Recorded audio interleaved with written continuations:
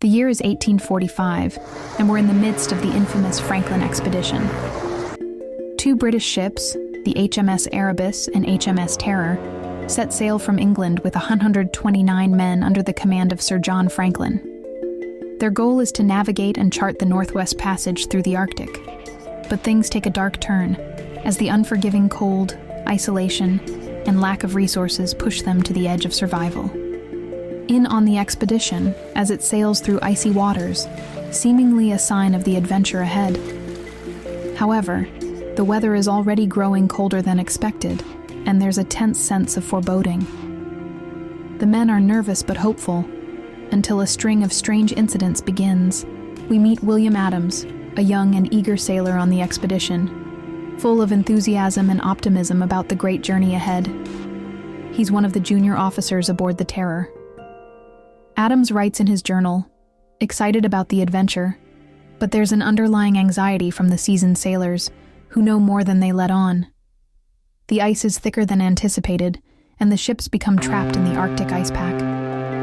As weeks turn into months, the crew remains stranded, and food supplies begin to dwindle. The temperature drops even lower than anticipated, and the men start to grow desperate. The initial morale of the expedition is fading fast. Months pass without a breakthrough, and the men grow weaker.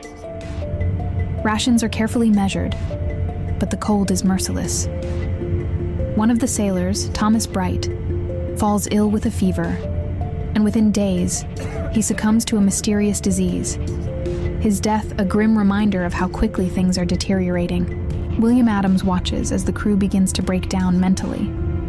Their once pristine discipline gives way to panic and frustration. On the ice, the men see strange figures in the distance, shadows that disappear as soon as they're approached, furthering the unease. Some of the men whisper about hallucinations, wondering if they are losing their grip on reality.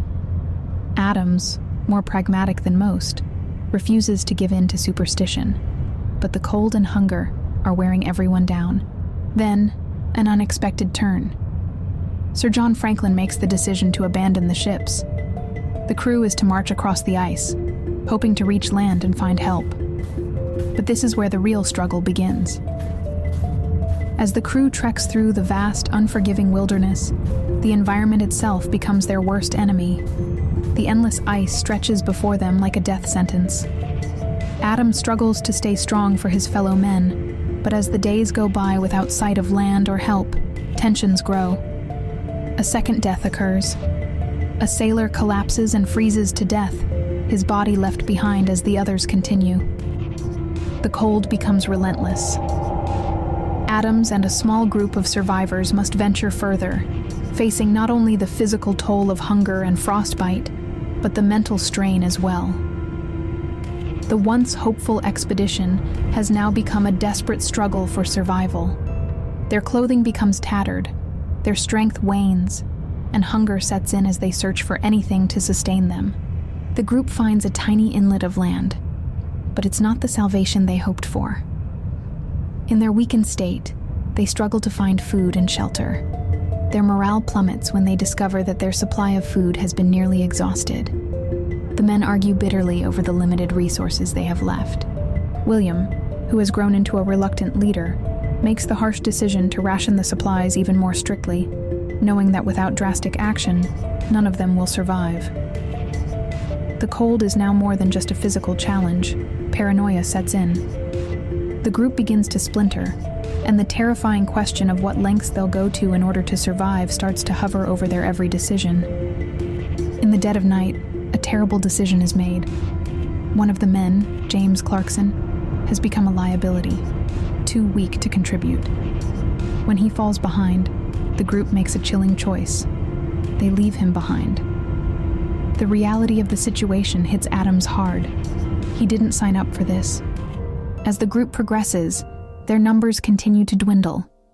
It's every man for himself now, and the harsh conditions seem to be pushing them to extremes. Adams, deeply conflicted, begins to question if there is any point in continuing.